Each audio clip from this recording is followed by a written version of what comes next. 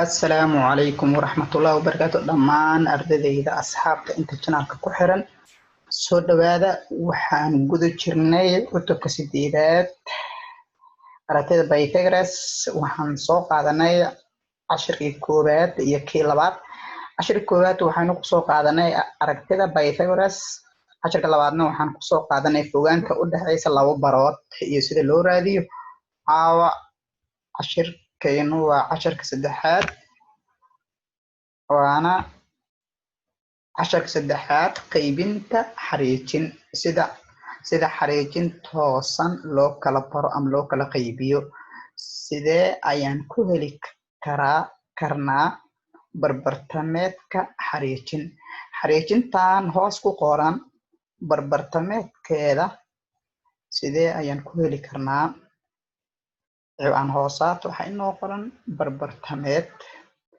barbartameed waa bar dhacda bartanka xariijin una qaybisa laba fogaan oo isku mid ah waxaa lagu asteeyaa m capital waa waxa afka qalaad lagu yiraahdo midpoint hadaba xariiqan wuxuu leeyahay barbilow iyo bardhamaad hadaba bartamihiisa barbartameed loo yaqaanaa waxaa loo yaqaanaa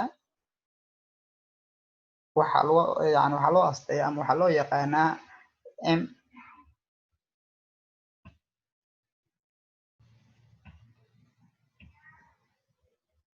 waxaa lagu heli karaa barbartameedka xariijin ay labadeeda bardhamaad yihiin barta koowaad waxaa noo qoran x axis iyo y axis waa xariiqan jiifa iyo mid ka taagan x axis iyo y axis hadaba xariiqa noo qoran waa kan barta koowaad waxaa loo yaqaanaa x1, y1 barta kalena waxaa loo yaqaanaa x2, y2 barta koowaad waa x1,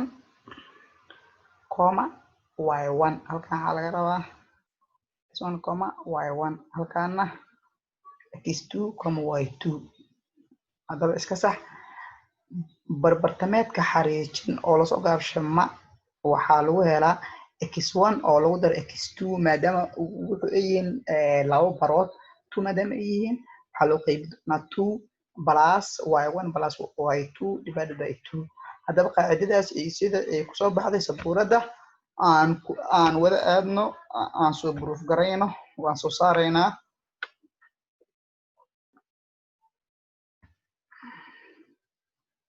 hadaba waxaan soo qaadanaa laba barood bartaan waa line taagan iyo line jiifa halkan waa x axis halkan waa y axis halkan waa x axis dhidibka halkan waa y axis dhidibka yar hadaba bartaanana la siiyey xariiqan halkan waa barbilow barta iyo wax kale halkan waa bardhamaad hadaba xariiqan bartamihiisa halkaasana la weydiiyey waa halkan waa meesha ay ku kulmaan xariiqan iyo xariiqan hadaba barta koowaad waxaa loo yaqaanaa dhaanay x1,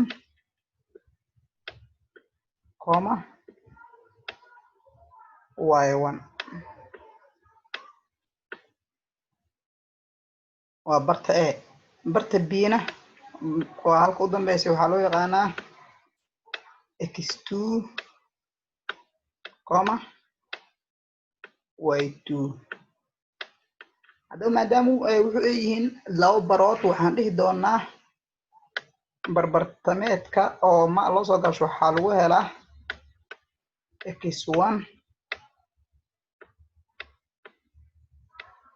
x1 oo lagu daray x2 waa qaacidadii qaacidada waxaa ka xifdinaya insha allah korka xifdi qaacidada qaacidooyinka koraa laga xifdiyaa y2 y1 ka bilow cafwan plus y2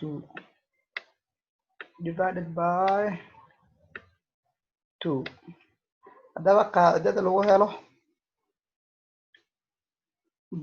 barbartameedka xariijin waa qaacidadan isku daya ardaydeeda inaad kor ka xifdisaan insha Allah. haddaba aan u gudubno tusaalaha koowaad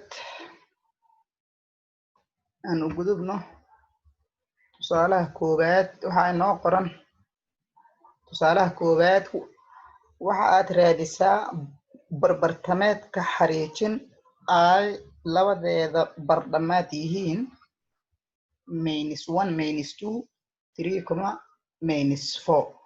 haddaba sabuurada aan ku wada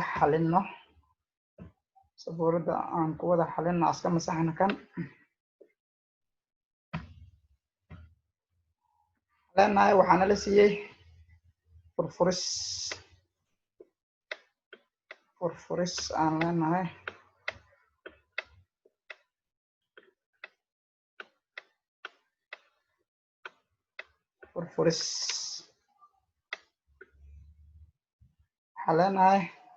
waxaana la siiyey 2 barood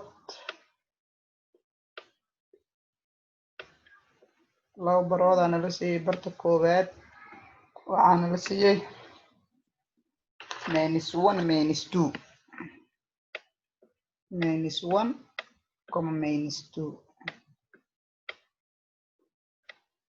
waxaana la siiyey bar labaad oo ah b u qaadanaynaa waxaana la siiyey 3, -4. hadda waxaana la weydiiyey barbartameed labadan xariiq meesha ay kulmaan waa waxaana la weydiiyey. hadda waxaa leenahay waxaa muhiim ah barta koowaad inaan fahansanaa. barta koowaad waxaa loo yaqaanaa x1 y1, barta labaadna waxaa loo yaqaanaa x2 y2. haddaba barbartameedka xariijin waxaa lasoo gaabshaa m capital waxaa lagu helaa mid pointiga waxaa lagu helaa wuxuu la mid yahay x1 qaacidadan korka xifdi insha Allah plus x2 divided by 2 comma y1 plus y2 divided by 2. haddaba x1 maxaan haysanaa? x1 waxaan haysanaa -1 balaskan sharciga noo soo qaad balas x2 waxaan haysanaa 3 ku bedelo by substitution ka bedelashada kaliya samee divided by 2 kadib laba qayb comma kala xir comma waa waxaan comma y1 waxaan la siiyey -2 iyaduna balaskan sharciga soo qaad balas y2 waxaan la siiyey -4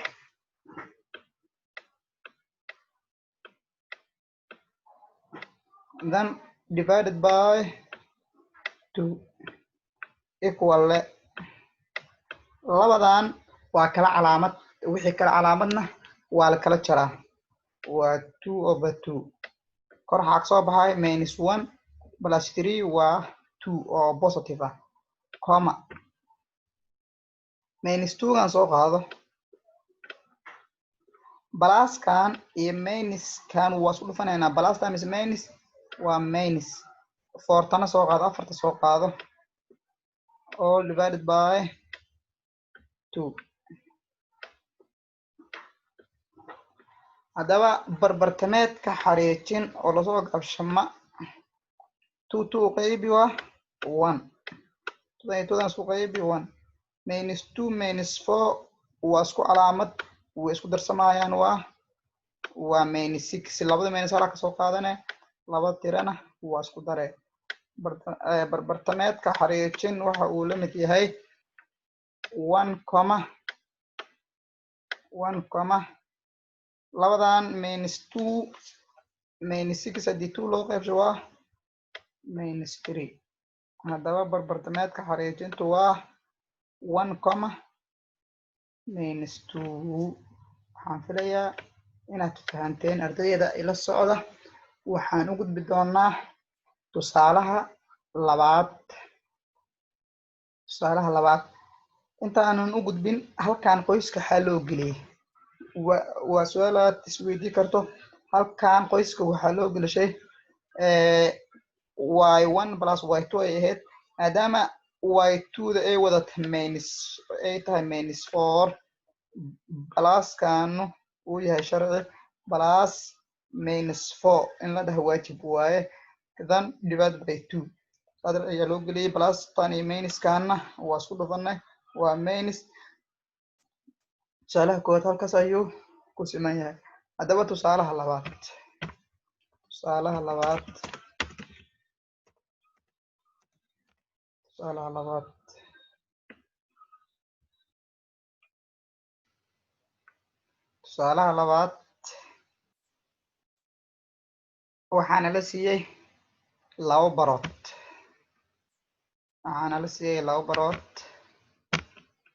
waxaana la siiyey labo barood bartaba waxaana la siiyey 12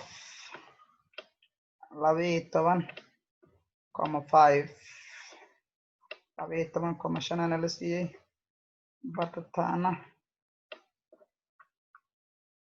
waxaana la siiyey 0,0. haddaba labadan bar marka lagu siiyo lagu weydiiyo barbartameedka xariijintan dhexbartamaheeda marka lagu weydiiyo waxaa loo asteeyaa dhexbartamaha waxaa loo asteeyaa m. haddaba m aana la weydiiyey hadeer waxaa leenahay m oo barbartameedka laga wado waxaa lagu helaa qaacidada soo qaadanaynaa x1 plus x2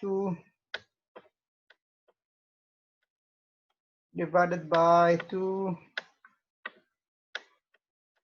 plus y1 plus y2 divided by 2. haddaba qaacidada waa intaas. ma aqaan x1 plus x2 maxaa laga wadaa. labadan point ee lagu siiyey kan waxaa loo yaqaanaa x1, kan waxaa loo yaqaanaa y1. barta labaad markaan imaano maadaama barta labaad aan sheegayno waa x2 kana waa y2. intaas haddii ay fahansan tahay example-kan waad xalin kartaa. mahadka waxaa leenahay x1 waxaana la siiyey 12 plus x2na waxaan haysanaa 0 divided by 2 y1 waxaan haysanaa 5 plus y2na waxaan haysanaa 0 divided by 2. haddaba barbartameedka xariijin oo lasoo gaabshama m waxaa lagu helaa labadan isku dar waa 12 haddii eber lagu daro waa 12 divided by 0 divided by 2 afwan divided by 2 divided by 2 aan dhaha divided by 2 comma labadan markaas ku darno 5 plus 0 waa 5 divided by 2. daba labadan isku qaybi waxay noqonaya barbartameedka xariijin 12 labo qayb waa 6 comma daba kan waxaa loo yaqaan improper fraction waaye si yar ee kaliya point ha gelinin labadaas u qaybi f2 u qaybi waa 2 times 2 waa 4 jarmayaan waa 1. daba see loo qoraa kan ka bilow mixed fraction u bedel 2 1 kan kor saar saree ka dhig over 2. barbartameedka xariijin waa 6,2 waa 6,2 jawaabtu waa 6,2. haddaba aan u gudubno tusaalaha saddexaad. saddexaad su'aalaha saddexaad asna wuxuu dhacayaa sidan. su'aalaha saddexaad waxaa lagu siiyey bar ah, waxaa lagu siiyey 2 barood. barta koowaad bartan lagu siiyey waa 6,8. waxaa lagu siiyey 6,8. bartan waa ya, waxaa lagu siiyey 3,4. hadda waxaa lagu weydiiyey barbartameedka xariijin oo lasoo gaabsho m aa lagu weydiiyey. waa soo qaadanaya qaacidada markas inaad taqaano waa m waxaa lagu helaa x2 x1 plus x2 divided by 2 comma y1 plus y2 divided by 2. qaacidada intaasaa lagu helaa. aan hor u socono labadan maalin. barta koowaad ma aqaan. barta koowaad waan kusoo baray example 1 kusoo qaadatay. waxaa loo yaqaanaa x1 y1. bartan labaadna waxaa loo yaqaanaa x2 y2. kuwaa inaad ku kala qorato waxa adiga ku muhiimsan. mar haddii fahamtidna ku qorasho uma baahnaba. equal barbartameedka xariijin waxaa lagu helaa x1 waxaana la siiyey 6 plus x2 waxaana la siiyey 3 divided by 2 comma y1 waxaana la siiyey 8 plus y2 waxaana la siiyey 4 divided by 2. haddaba barbartameedkan wuxuu la mid yahay 6 plus 3. labadan isku dar waa isku calaamad waa 9 divided by 2 comma labadan 8 plus 4 waa 12 divided by 2. hadaba waxaan leenahay labadan macalin ma isku qaybsamayaan.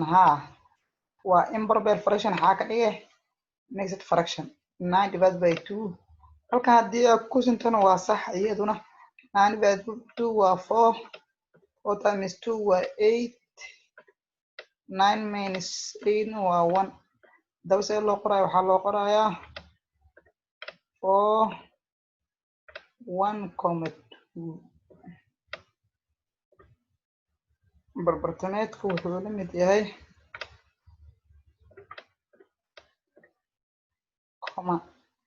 12 labo qayb waa imisa waa 6. su'aalaha saddexaad halkaas ayuu inoogu siman yahay. xiisadeena caawa halkaas ayay ku siman tahay. asalaamullaahi calaykum waraxmatullaahi wabarakaatuh. channelka haddii aad ku cusub tahay subscribe saar, like, share, comment.